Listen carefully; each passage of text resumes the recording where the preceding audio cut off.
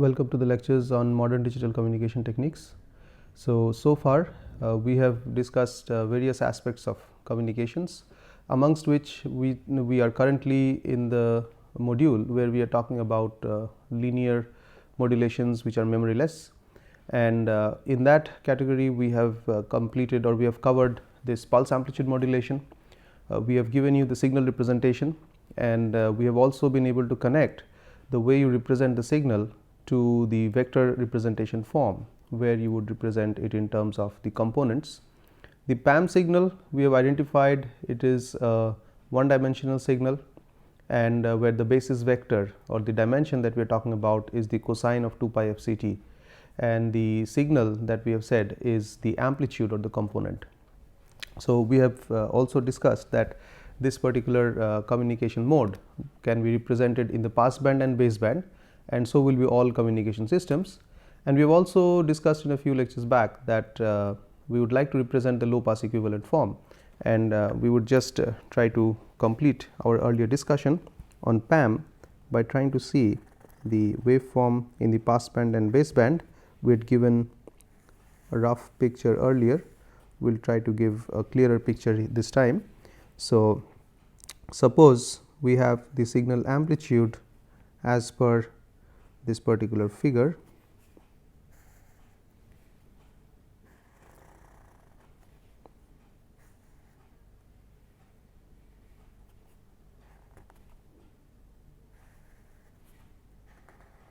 Do not consider this. Suppose we have a waveform which goes like this, and this is the direction of t, and this is the signal amplitude.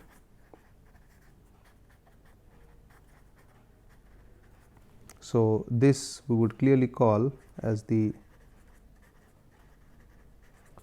baseband PAM signal,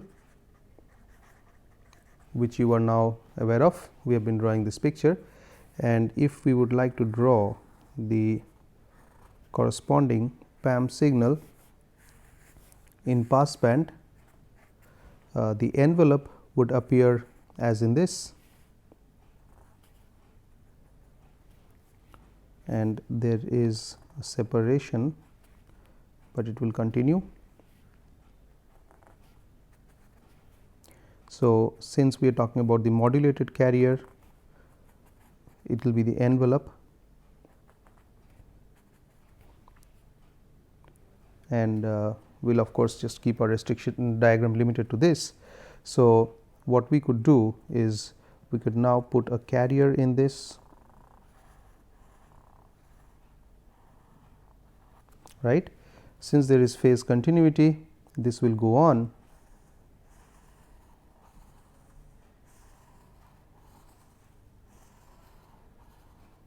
Now, there is a phase reversal at this point. So, we would consider a phase reversal,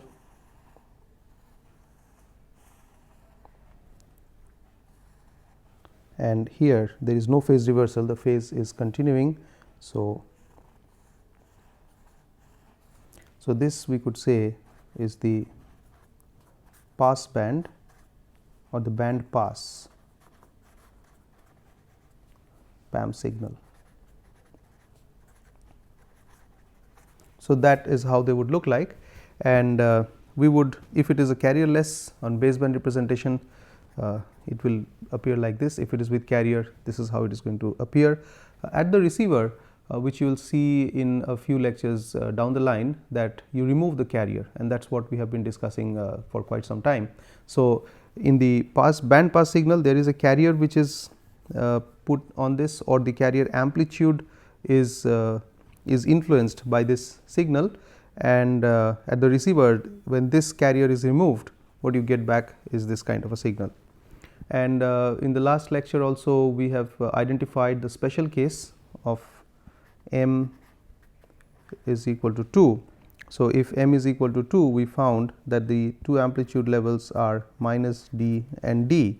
So, in that case, you could also say that S1 of t is equal to minus S2 of t, and what you can clearly see, these signals are of the same energy, and since they are of opposite sign, you can call it antipodal as well. So, these are some of the interesting characteristics which we would like to remind, or with which we would like to conclude our discussion on pulse amplitude modulation. At this point, I would also like to remind you that we have discussed a special way of mapping. That means, these amplitudes that we have decided are selected based on the bit sequence. So, if you have 2 amplitude levels only, you do not have a problem, because 2 amplitudes could be selected as, for example, these values minus d could be mapped to a 0, or this could be mapped to a 1, and vice versa. So, that does not affect much. So, this could be a 0 or a 1, and correspondingly this will be a 1 or a 0, and that is it. There is not much of a difference, it is symmetric. Whereas, if we had 4 amplitude levels, right. So, if you had, let us say, 3D, D, minus D and minus 3D, then you would need 2 bits 0 0 0 1 1 0 1 1, and we have described that there is, with a particular way of mapping, you could reduce the possibilities of errors. So, some of these things would be consistent throughout our discussion of other modulation techniques. So, at this point we would like to move over to the discussion of the next modulation technique, which comes under the category of phase modulation.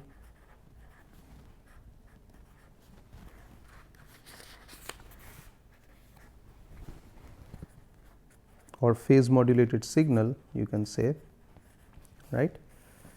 And rather we could call this a phase shift keying, because that is a more appropriate term, as will be clear.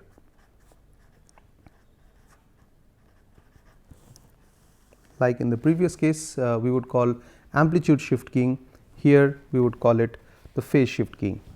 So, in this particular case, the S m of t, that means the signal which is going out, you could write it as real part of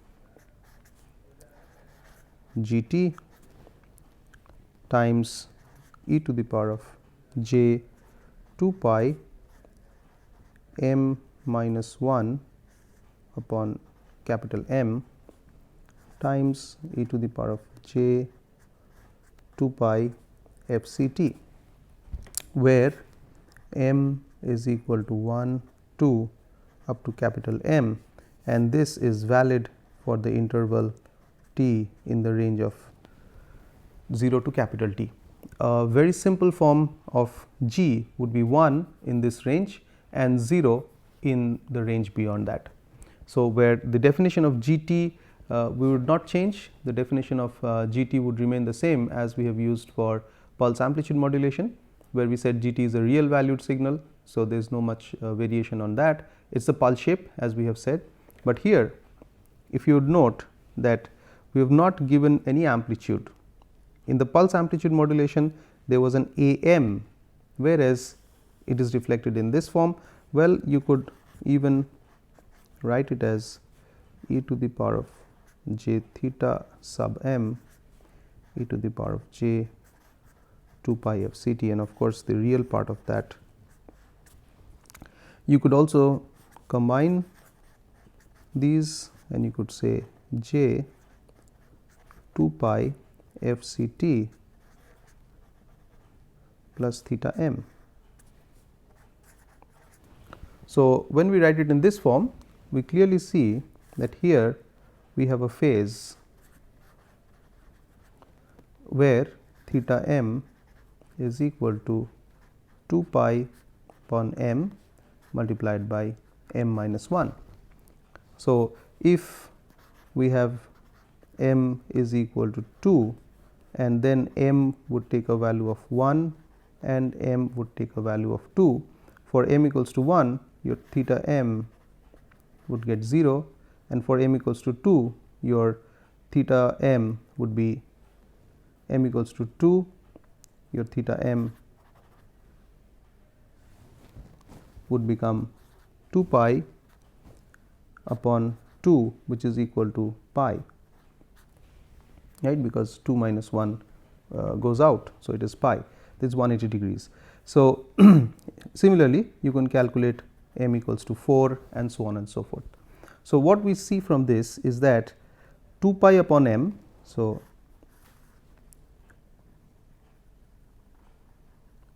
if this is covering 2 pi, it is divided in equal phases, and then as you keep increasing m, you get the different angles, right. So, what we have over here is the carrier is remaining as it is, there is no change in amplitude, only m is getting selected, right. So, as we did in case of pulse amplitude modulation, here in this example we have k, that is number of bits to be selected, is equal to 1, which is equal to log base 2 of m. So, for this case m equals to 4, your k is equal to 2, which is log base 2 of 4, right. So, that means k equals to 2 implies you have 2 bits per waveform or per symbol.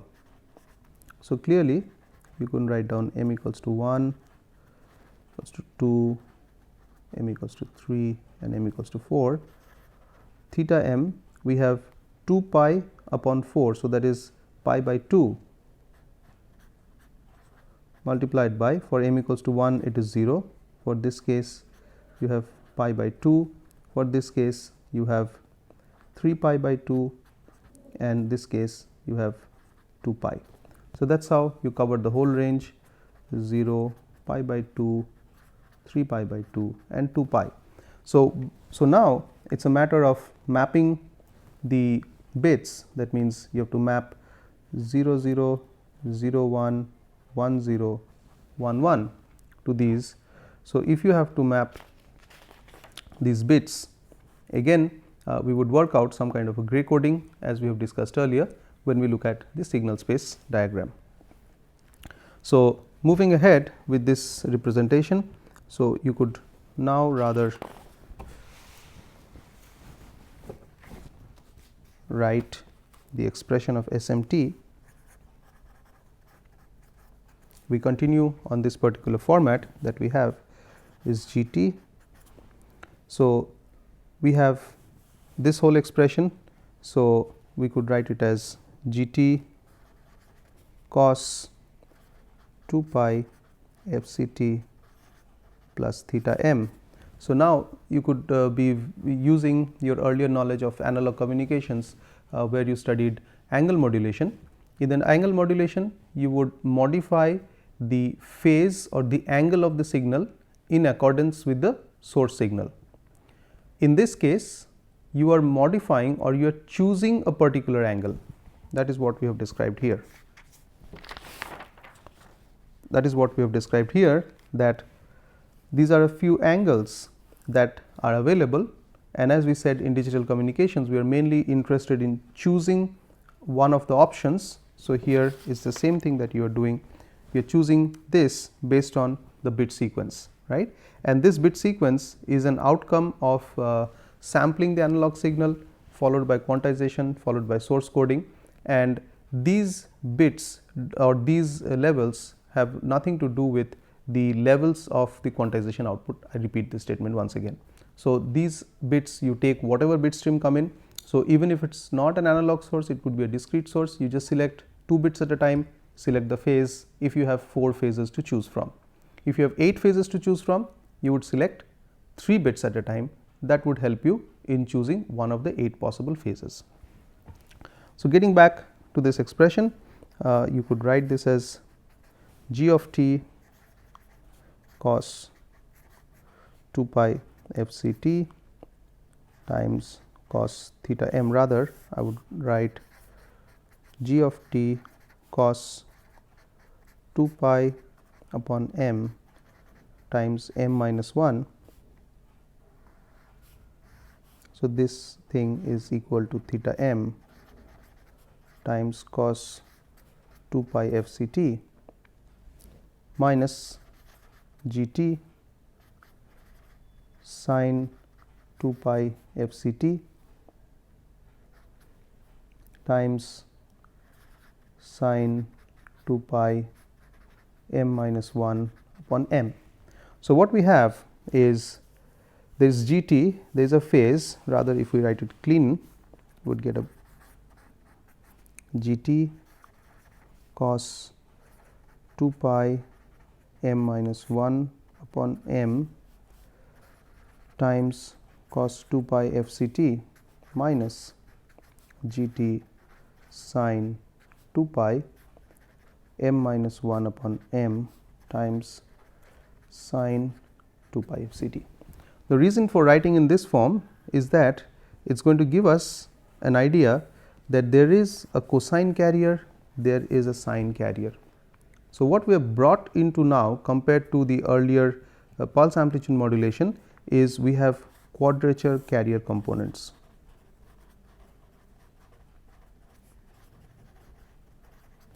So, we have quadrature carrier, the cosine and the sine, and apparently it may be that we are using the same carrier f c. So, these two would interfere with each other, but since these are quadrature, that means at 90-degree phase when we recover the signal, we will not have this component interfere with this component. Things will be a little bit more clear very soon. So, if we look at this representation, we have no change in amplitude, only change in phase, right. Whereas, if we look at this particular representation, we have a carrier and there is some amplitude which is because of the phase. There is another carrier where there is another amplitude being selected, and these two carriers are of the same frequency, but they are at 90 degrees offset with respect to each other, right. So, this is a representation that we can think of. So, we can write this signal in a form that is what we desire as S m 1 f 1 of t plus S m 2 f 2 of t. So, what we mean by this is that we are interested in finding out the basis functions or the orthonormal functions f 1 and f 2, and would like to represent the signal as orthonormal expansion in terms of basis function. Now, by simply looking at this, we can identify that this cos 2 pi f c t and sin 2 pi f c t can serve as the orthonormal functions, because these two are orthogonal with respect to each other. And then we could use a similar form as we had done before. We could say f 1 of t is equal to root over 2 upon E g, where E g is the energy of the pulse, times g t cos 2 pi f c t, and f 2 of t is equal to minus 2 upon E g g t sin 2 pi f c t. I would like to mention at this point that for the interval 0 to t, the cos and sine are making them orthogonal to each other, and for time intervals beyond, that means if we are considering time intervals, let us say this is 0 to t, this g t is making the symbol here and the symbol there orthogonal to each other. These things will be clear again when we take up multidimensional signaling. And in that case, we could say that S m 1 would be square root of E g by 2 cos 2 pi upon m small m minus 1, and S m 2 is E g by 2 sin 2 pi upon m minus 1. So, these fit in, this multiplied by this, these coefficients cancel out, g t cos 2 pi m minus 1 times cos 2 pi f c t. So, we have the first term, and when these two are multiplied, we get the second term, and of course, the minus sign is there. So, continuing on this expression mode, we could write that S m, which is the signal vector form, it could be written as two components. The first component is E g upon 2 cos 2 pi m minus 1 upon capital M, and the second component is E g by 2 sin 2 pi m minus 1 upon capital M. So, that is it. So, if you look at this whole configuration or this setup that we have created, so what we have got is from this expression we have been able to create the vector notation that we are generally interested in. So, once we have this vector notation, we can use our typical vector rules to be able to proceed with the computations for this particular signal model. So, as you choose a value of capital M and you change values of small m, you can create all sets of these coefficients. As we did for pulse amplitude modulation, we would be interested in the signal energy.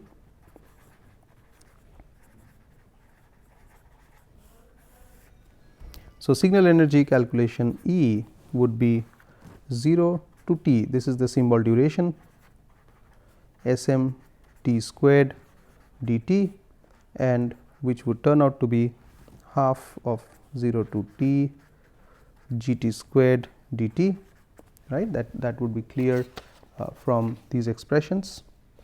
In fact, it can be clear from this expression, right, because you have a real. So, there is a cosine, you have this. So, from this these relationships come, and which is equal to half of E g, right. So, there are a few observations to be made at this point. One of the observations is that this is independent of m, that means it is equal valued. Clearly, this is in contrast with pulse amplitude modulation, because in pulse amplitude you have different amplitudes. So, since you have different amplitudes, for example, we take this, the energy in this will be different from energy in this particular waveform. So, since these two are having different energies, there is an average energy consideration which is there, but here all of them have the same amplitude, and this is also clear from the expressions that we have, and we have also described. There is no amplitude, there is a constant amplitude, only phase changes. So, these are all consistent. So, these are equal valued and quite distinct from the pulse amplitude modulation.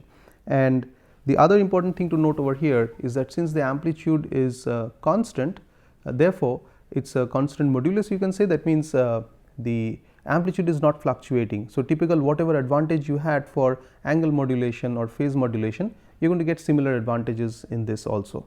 And the only difference is that there you take a continuum set of angles, or you take all possible angles between 0 to 2 pi, but here you have only fixed angles to select from. So, you have quantized, that is the major difference in this. The next important calculation which we should make is the Euclidean distance between 2 points. So, before we do this calculation, we can have a look at the signal space diagram. So, if we choose m equals to 2, we have already done the calculations before. We have done the calculations before. So, in the signal space diagram, we have at, let us say there is an amplitude d, that means at 0 angle, and another at pi angle, right. So, 0 and pi, d and minus t, right. So, that means it is clear now that for m equals to 2, we said that pulse amplitude modulation and phase shift keying, they would appear the same, and that is what we have over here, and this you could mark with a 0, this you could mark with a 1, and vice versa. This you would identify for m equals to 2. For m equals to 4,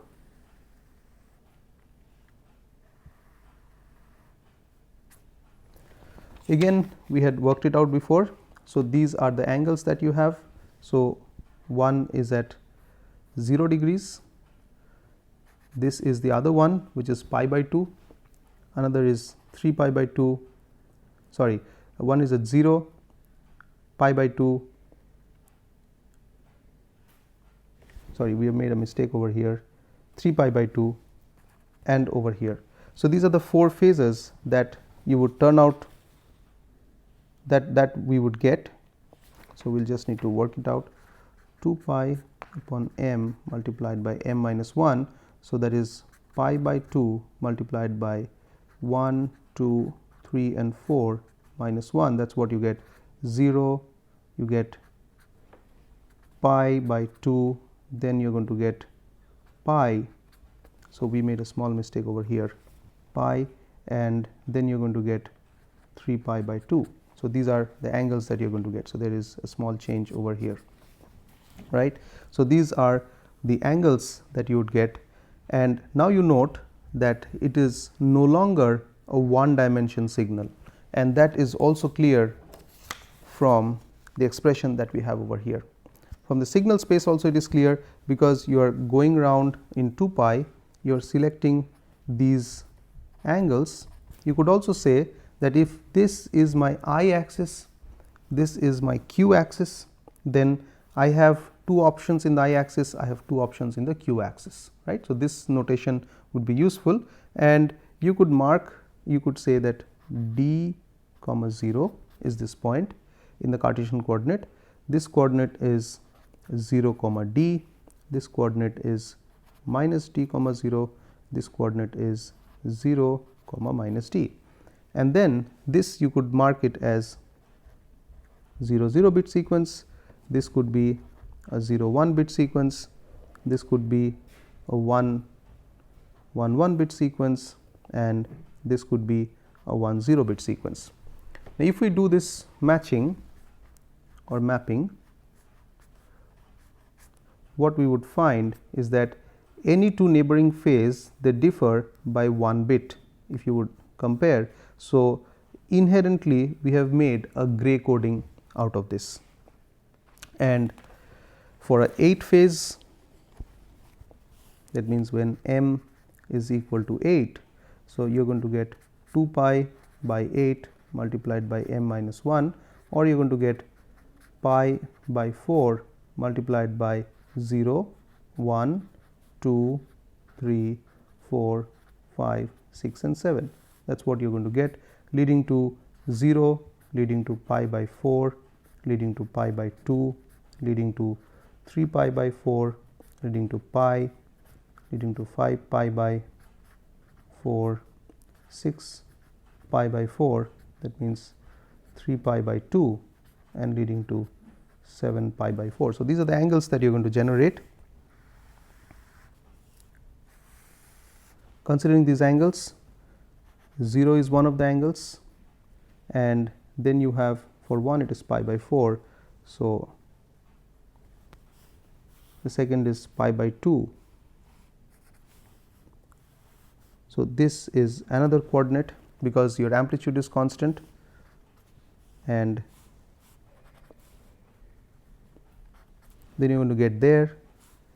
This is one of them, that is 3 pi by 2, and this is another, this 7 pi by 4, 1, 2, 3, 4, 5, 6, 7.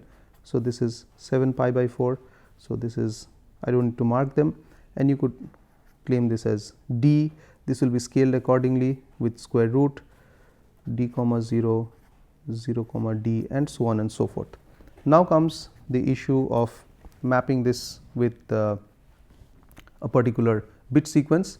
So since there are 8 levels, 8 possible phases, so definitely your k will be equal to 3, and when k is equal to 3, that means you would select 3 bits.